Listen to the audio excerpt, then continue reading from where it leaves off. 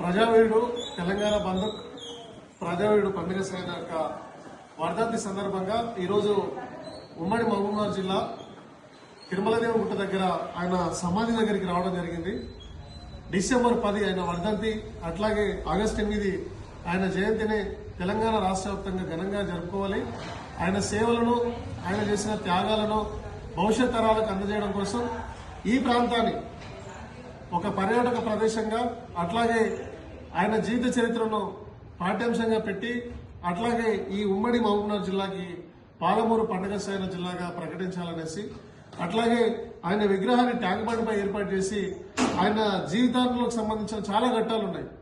నవపేటలో కానీ, మరుగోన్పల్లిలో కానీ, లేదంటే రంగారెడ్డిలో కానీ, లేదంటే కల్వకుర్తి, మహబూబ్ నగర్, వనపర్తి ఇట్లాంటి ప్రదేశాల్లో తిరిగిన ప్రదేశాలు చాలా ఉన్నాయి. వాటి మీద పూర్తి స్థాయిలో పరిశోధన చేయడానికి ఒక పరిశోధన కేంద్రం ఏర్పాటు చేయాలి.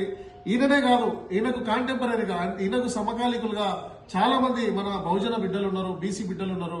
వాళ్ళ చరిత్రను ఈయనతో కంపేర్ చేసి, ఈయన చరిత్ర వనపర్తి సంస్థానంలో కూడా ప్రస్తావన ఉంది.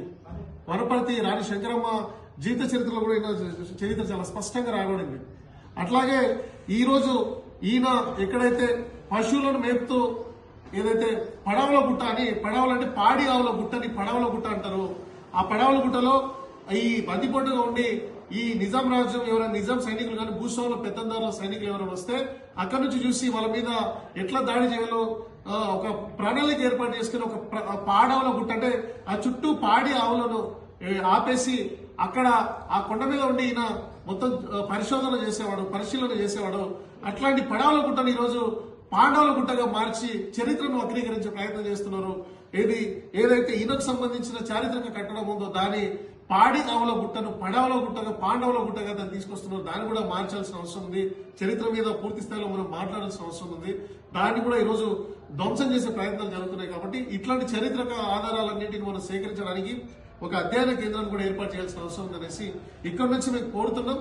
అట్లాగే ప్రజావీరుడు పండుగ సేనను పట్టుకుంటే తప్పితే ఈ తెలంగాణ రాష్ట్రంలో బీసీలకు, మరి ముఖ్యంగా ముదిరాజులు ఈరోజు రాజ్యాధికారం మాకు లేదు, మేము రాజకీయంగా లేదంటే విద్యా ఉద్యోగాల్లో లేదంటే సామాజికంగా మేము వెనుకబాటు గురాయమంటున్నారు.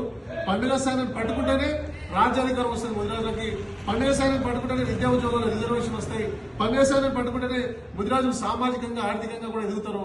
కాబట్టి పండుగ సేన ఆదర్శంగా తీసుకొని అందరూ కూడా భవిష్యత్ తరాలకి పోరాటం చేసేటట్టుగా ఉండాలి.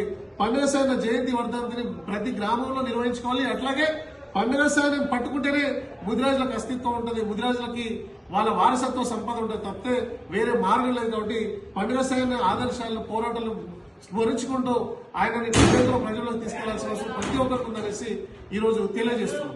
Thank you.